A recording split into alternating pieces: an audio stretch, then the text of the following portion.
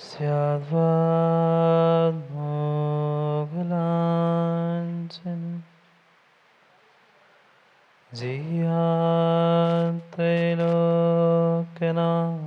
जियात्रैलोक्यनाथस्य शासनं जिनशासनम्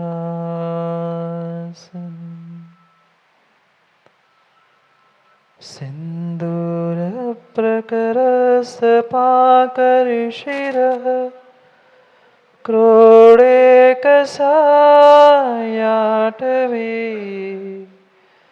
दावांसि निचया प्रबोधदिवस प्रारम्भसूर्योदय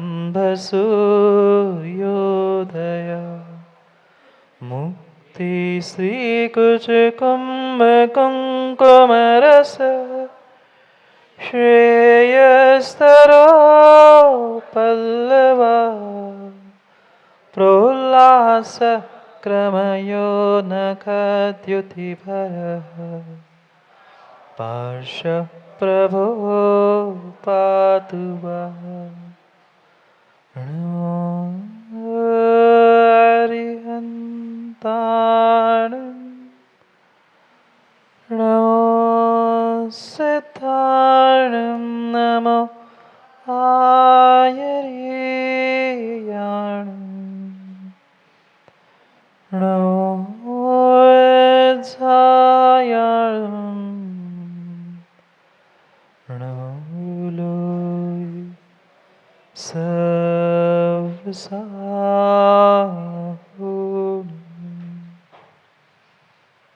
अनंत अनंत परम सिद्ध भगवान की 1008 श्री आदिनाथ भगवान की परम पूज्य आचार्य भगवान सोमप्रभ स्वामी की परम पूज्य आचार्य भगवान गुरुवर विशुद्ध सागर जी महाराज की सनातन जैन धर्म की अंतिम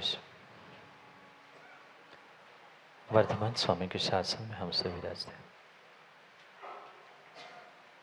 और उनके पावन पीयूष देशना हम सभी के लिए परम उपकारी। अनादिकाल से हमारी आत्मा जो जन्म जरा और मृत्यु रूपी रोग लगे उन रोगों का उपशमन करने वाली कोई परम औषधि है तो वह एकमात्र यह जिनवाणी भव्यात्मा।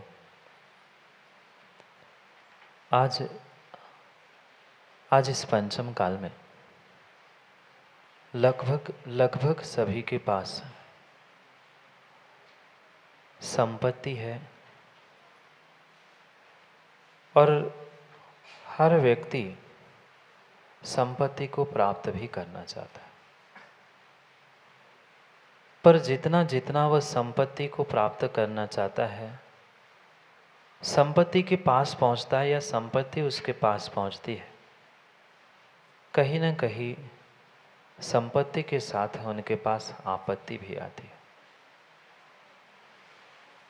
कभी कभार ऐसा भी देखने में आता है कि व्यक्ति पुरुषार्थ संपत्ति को प्राप्त करने का करता है, पर संपत्ति की जगह उसके पास आपत्ति ही आपत्ति पहुंच जाती है। ऐसा क्या कारण हुआ कि संपत्ति पास चाहिए थी, आपत्ति दूर करनी थी, पर बिल्कुल उल्टा ही काम होता रहा।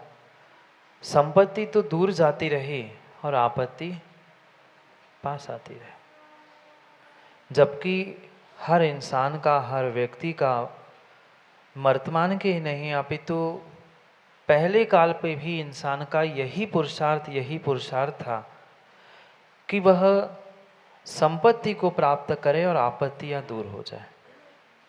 पर तब भी और आज भी संपत्तियां दूर हो रही है, संपत्ति दूर हो रही है और आपत्ति दिन ब दिन पास में आ रही है। ऐसा कौन सा कारण है, ऐसा क्या हो रहा है जिस कारण से आपत्ति दूर नहीं हो पा रही? आपत्ति दूर ना होने का मुख्य कारण क्या है, ये बहुत अच्छे से समझने की आवश्यकता है। क्योंकि जो भी विशेष करके मैं तो आज के पंचम काल के ही जीवों से पूछना चाहता हूँ, माँ घर में आपत्तियाँ नहीं है? नहीं है? बोलो ना। घर में आपत्तियाँ है, संपत्ति की भी कोई कमी नहीं, और जितनी संपत्ति की कमी नहीं है उससे कई अधिक गुना आपत्ति भी है। हमने तो यही सोचा था और यही सुना था शायद कि संपत्ति इकट्ठी कर लेंगे तो शायद आपत्तियां दूर हो जाए, पर देखने में तो बिल्कुल उल्टा ही होता है कि जितनी जीव संपत्ति इकट्ठी करता है उतनी ही आपत्ति भी बढ़ती है। जितनी संपत्तियां बढ़ती है उतनी आपत्तियां जीवों की बढ़ रही है। क्यों? क्योंकि कहीं न कहीं मेम साहब संपत्ति इकट्ठी करते समय आप अपनी आपत्ति को भी खरीदते हैं। बहुत गहराई से और बारकाई से सुनने की समझने की आवश्यकता है। आप जितना व्यापार में, दुकान में, घर में, गृहस्थी में संपत्ति इकट्ठी नहीं करते, उससे कई अधिक ज़्यादा क्रय करते हो, विक्रय करते हो तो आपत्तियों का करते हो। व्यापार हो, घर गृहस्थी हो, प्रत्येक स्थान पर ये इतनी सारी आपत्तियां क्यों हमारे सामने आ रही? जबकि हर व्यक्ति का पुरुषार्थ, चाहे बालक हो, युवा हो, प्रौढ़ हो, पुरुष हो, महिला हो, कौन चाहता है जीवन में आपत्ति? आप लोग चाहते हैं? आप लोग नहीं चाहते। कोई इंसान जीवन में आपत्ति प्राप्त करना नहीं चाहता, पर फिर भी पल पल में कहीं न कहीं एक आपत्ति छोटी नहीं कि दूसरी आपत्ति सामने आके खड़ी होती है। जैसे तैसे व्यक्ति उस आपत्ति से छुटकारा प्राप्त करने का प्रयास करता है कि कैलासन जी दूसरी आपत्ति सामने होती है। ये संसार का नियम सा ही बन गया है, विपद भव पदावर्ते। ये एक घटिका यंत्र के द्वारा, घटिका यंत्र देखा? रहट देखी? रहट? और बहुत पुरानी हो गई बात। कुएं से पानी खींचने के लिए एक मशीन लगी रहती थी, एक चक्र लगा रहता था जिस पे डिब्बे लगे रहते थे। एक अंदर जाता, ऊपर आता, खाली होता, पुनः नीचे जाता, भरता, और पुनः वह चक्र जैसा चलता रहता है। ऐसे ही संसारी जीवों की आपत्तियां भी चलती रहती है। इधर एक डिब्बा खाली होता है तब तक दूसरा भरने को तैयार होता है। बिल्कुल जैसे घड़ी के कांटे ऊपर से नीचे तक आते, नीचे से पुनः ऊपर तक वो घूमता है घड़ी का कांटा, वह रहट चक्र। बिल्कुल हमारा जीवन, हमारी जिंदगी, हमारा संसार भी आज तक ऐसा ही होता रहा। कई स्थान बदल लिए, मनुष्य बन गए, देव बन गए, यही सोचकर कि कम से कम नरकों की आपत्तियों से बचे। पर नरकों की तो आपत्ति बची, पर क्या मनुष्य पर्याय में, क्या देव पर्याय में? जहाँ पहुँचो वहाँ आपत्तियाँ तो बराबर रहने ही वाली थी। क्यों रहनी थी? क्योंकि हम जो कार्य करते रहे उन प्रत्येक कार्यों में हम अपनी आपत्ति से तो बचना चाहते हैं, पर अपनी आपत्ति दूसरे को देते रहे। ऐसा नहीं हुआ क्या पंडित जी? हर व्यक्ति अपनी आपत्ति, अपनी आपदा, अपनी दुख, अपनी परेशानी से बचते हुए दूसरे के गले में टांगना चाहता है उस आपत्ति को। और ये संसार का नियम है, संसार का ही नहीं, आगम का भी, करणानियोग का नियम है, टिट फॉर टैट। नहीं जानते? टिट फॉर टैट, जैसे को तैसा। जैसा तुम करोगे तुम्हें वैसा ही मिलेगा, जो जैसा करेगा उसको वैसा फल मिलेगा। भले ही किसी को देर से मिले, किसी को पहले मिले, पर फल तो मिलता ही है। मतलब हमें आपत्तियां आ रही है, हम इतना पुरुषार्थ करने के बाद भी आपत्ति से बच नहीं पा रहे हैं, मतलब सीधा सा है कि हम कभी न कभी दूसरों को आपत्तियों में आतंक डुबाने का पुरुषार्थ कर रहे हैं। समझना, टिट फॉर टैट, जैसे को तैसा। जैसे को तैसा आप दूसरों को आपत्ति में डालोगे, आपको संपत्ति मिलेगी? नहीं मिलेगी। आप दूसरों को आपत्ति में डालोगे, दूसरों को संकट में डालोगे, दूसरों को दुख देंगे तो कभी भी आपको सुख मिलने वाला नहीं है। क्योंकि जैसा करोगे वैसा ही मिलेगा, और मात्र जैसा करोगे वैसा ही नहीं, उससे कई अधिक गुना मिलता है। क्योंकि नेले पे दहला भी होता है। टिट फॉर टैट होता है, जो जैसा करता है उससे कई अधिक गुना उसको वही, अगर अच्छा करोगे, पुण्य करोगे, तो वह अच्छा आपके जीवन में उतनी ही द्विगुणित 10 गुना होकर आपको मिलेगा। और आप दूसरों को आपत्ति में डालोगे, दूसरों को संकट में डालोगे, दूसरों में कहीं ना कहीं बुराई के पुरुषार्थ करोगे, फंसाने का काम करोगे, स्वयं ही आपत्ति विपदाओं में फंस के रह जाओगे। क्यों क्यों हमारे पास से सुख, समृद्धि, शांति दूर होती जा रही है? मात्र और मात्र यही कारण है कि हर व्यक्ति, हर इंसान वर्तमान में दूसरे की सुख, शांति और संपत्ति पर नजर रखता है। आपत्ति क्यों आई? क्योंकि दूसरों की संपत्ति छुड़ाने का जो विचार था, दूसरे की संपत्ति से दूर होने का, दूसरे की संपत्तियों को चुराने का जो तुम्हारे भीतर विचार था, वही तुम्हें बहुत बड़ी आपत्ति में डालने वाली समस्या थी। क्यों संपत्ति छूटी? क्यों आपत्तियां दूर नहीं हो रही? क्योंकि आज तक आपने उस दूसरों की संपत्तियों को तो छुड़ा लिया, और दूसरों की संपत्तियों को छुड़ा छुड़ा के उन पे आपत्ति के संकट के बादल उन पर आपने बरसा दिए। बादल बरस रहे ना राम जी, बाहर बादल बरस रहे हैं ना। वह तो काले बादल कुछ समय बरसेंगे, निकल जाएंगे, पुनः धूप होगी, पुनः मौसम खुल जाएगा।